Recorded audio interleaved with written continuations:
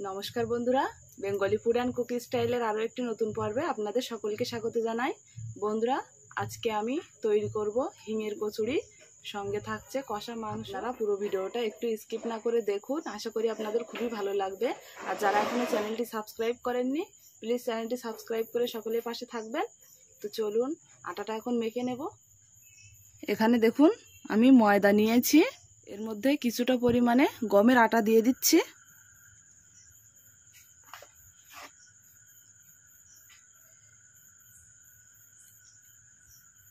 ময়দা আর আটা একসঙ্গে মিশিয়ে নিচ্ছি।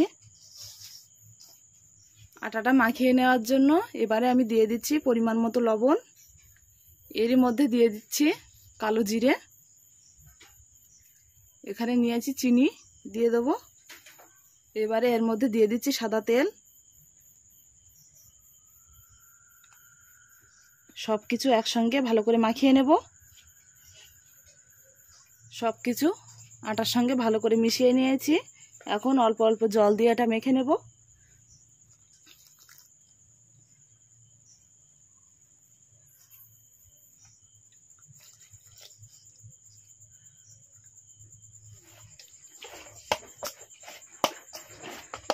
আটাটা দেখুন আমি খুব সুন্দর করে নরম করে কিন্তু মেখে নিয়েছি। এটা এভাবে কিছুক্ষণ রেখে দেব হিঙের কচুরি বানানোর জন্য। এবারে আমি হিঙের পুরটা তৈরি করে নেব। এখানে আর এই যে হিং, বেসনের মধ্যে হিং দিয়ে দেবো। এবারে এর মধ্যে অল্প অল্প করে জল দিয়ে এটা মাখিয়ে নেব।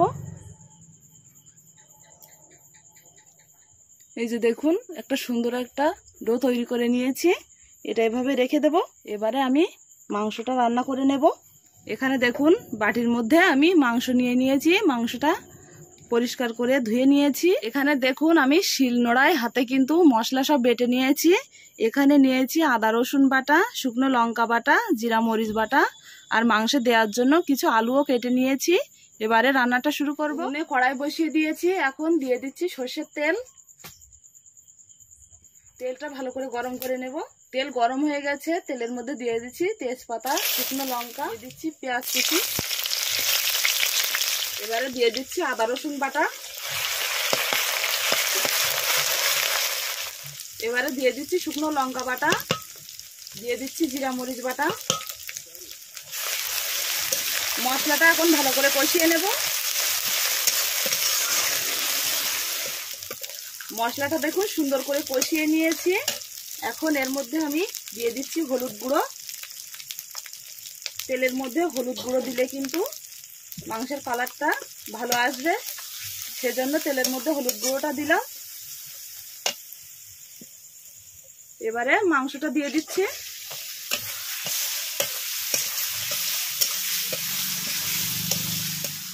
এবারে দিয়ে দিচ্ছি আলু, দিয়ে দিচ্ছি পরিমাণ মতো লবণ।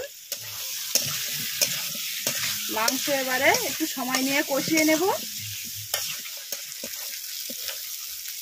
মাংসটা আমি সময় নিয়ে ভালো করে কষিয়ে নিয়েছি।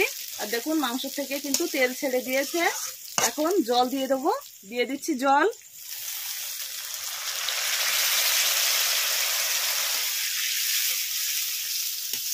এবারে একটু ঢাকা দিয়ে দিচ্ছি, তাহলে জলটা একটু তাড়াতাড়ি ফুটে উঠবে।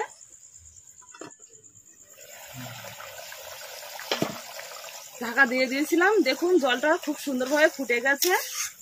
আর মাংসটা সেদ্ধ হওয়ার জন্য এখন কিছুক্ষণ ঢাকা দিয়ে রেখে দেবো, তাহলে আলু মাংস সব ভালোভাবে সিদ্ধ হয়ে যাবে। মাংস ঢাকা দিয়ে রেখেছিলাম, আর মাংস আলু সব ভালোভাবে সিদ্ধ হয়ে গেছে। আর ঝোলটা দেখুন অনেকটাই কিন্তু কমে এসছে।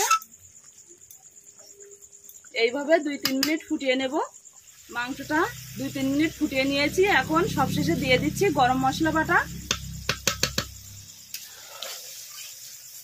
মাংস রান্না কিন্তু হয়ে গেছে, এখন এটা নামিয়ে নেব।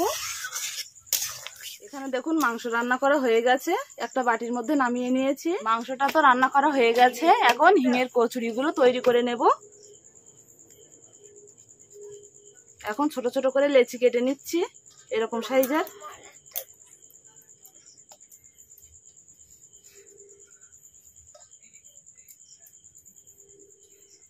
সুন্দর করে গোল করে নিয়েছি। হাতে একটু তেল মাখিয়ে নিচ্ছি।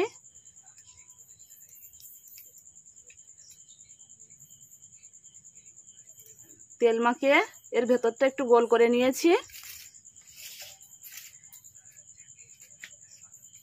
এখানে যে বেসন আর হিংটা আমি মাখিয়ে রেখেছিলাম এর মধ্যে দিয়ে দেবো।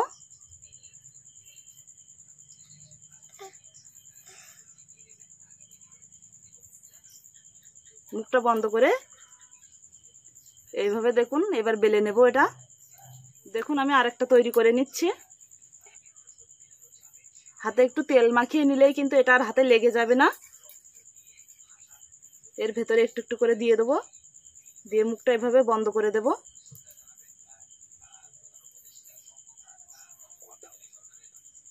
যে দেখুন এরকম করেই কিন্তু আমি সবগুলো তৈরি করে নেব। লেচির গায়ে একটু সাদা তেল মাখিয়ে নিচ্ছি।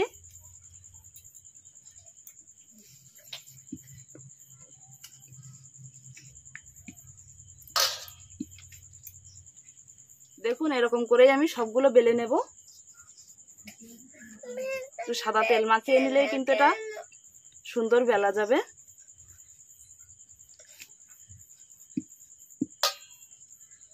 দেখুন এরকম করেই বেলে নিচ্ছি।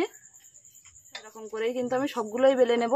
উনুনে কড়াই পরিষ্কার করে বসিয়ে দিয়েছি। এবারে সাদা তেল দিয়ে দিচ্ছি। তেলটা হালকা গরম করে নেব।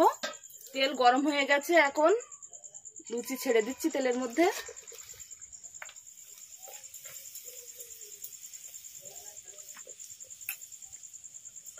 দেখুন এটা কত সুন্দরভাবে ফুলে উঠেছে।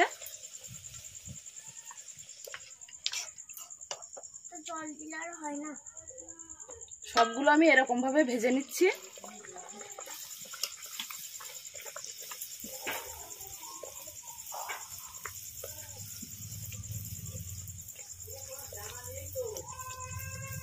দেখুন সবগুলো কিন্তু দেখুন খুব সুন্দরভাবে ফুলছে।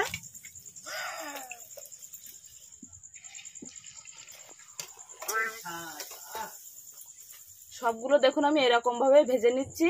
আর প্রত্যেকটা কচুরি দেখুন কত সুন্দরভাবে ফুলছে।